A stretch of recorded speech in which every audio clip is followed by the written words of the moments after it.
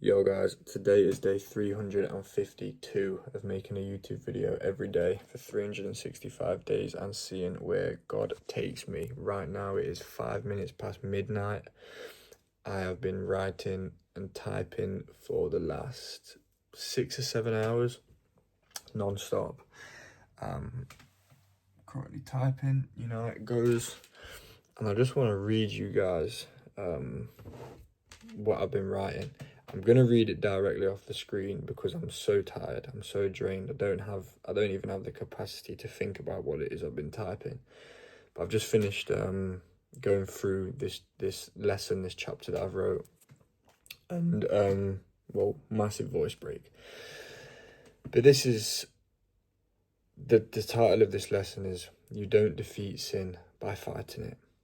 Now, I think I made a video about this a couple weeks back, but when I speak on camera, I tend to miss out on a lot of depth.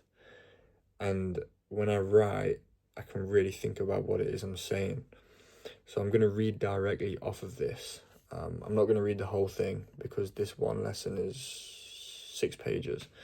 But I'm going to read 1 page for you, and hopefully it makes sense. Now, one of the biggest debates in Christian theology is, are we saved by works or are we saved by grace, right? In Ephesians 2:8-9, it says that we are saved through grace and not works, basically. And in James 2:17, it says faith without works is dead. So which one's which? Now, the mystery of faith here is that both of them are true. Both of them are true. Are we saved by works or grace? The truth is both statements are fully true and they are not in conflict. They are in sequence, right? We are saved by grace, but it's in grace that produces works. Works are not the price of salvation. It is the proof of salvation. Real faith transforms your heart, which naturally produces fruit: patience, compassion, generosity, humility, purity, the works, right? When your heart is transformed, you naturally produce these fruits. The works naturally flow because the love is real, right? You don't perform them to earn God's favour. You perform them because you already have it. You already have God's favour. And so it comes naturally. These things come naturally for you. When you truly love someone, for example, you don't need to be forced to act in a way that honours them. You just love them and you act in accordance, and that's that. The same is true with this. The same is true with God. When you walk closely with Him, your actions begin to reflect His nature. Sin becomes less appealing, not because you're repressing this desire, but because your desires have changed.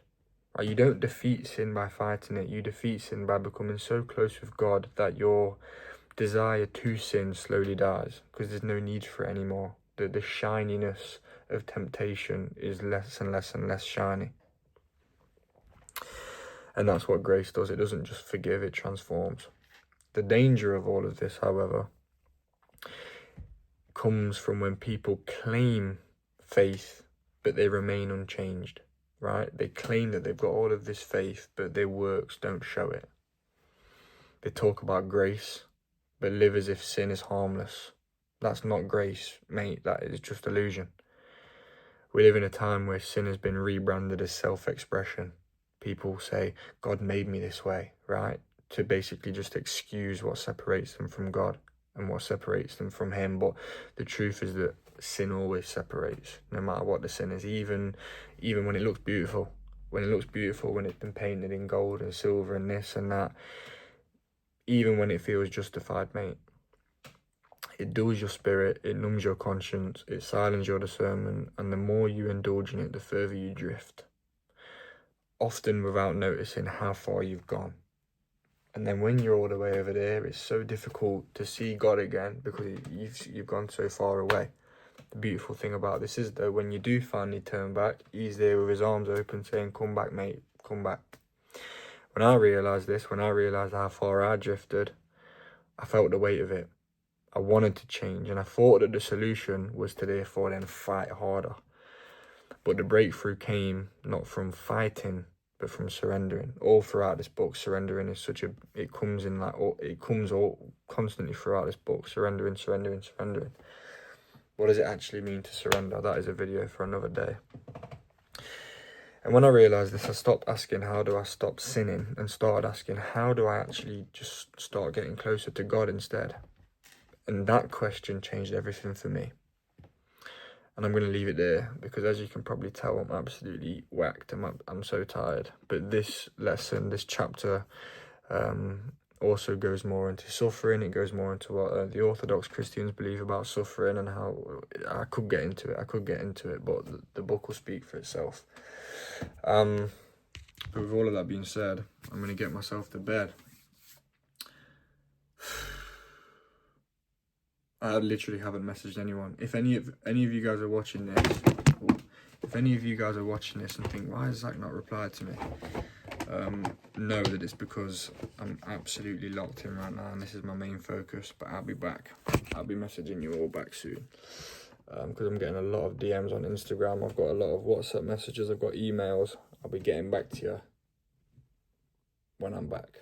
God is good. Jesus is alive. See you guys tomorrow. Bye.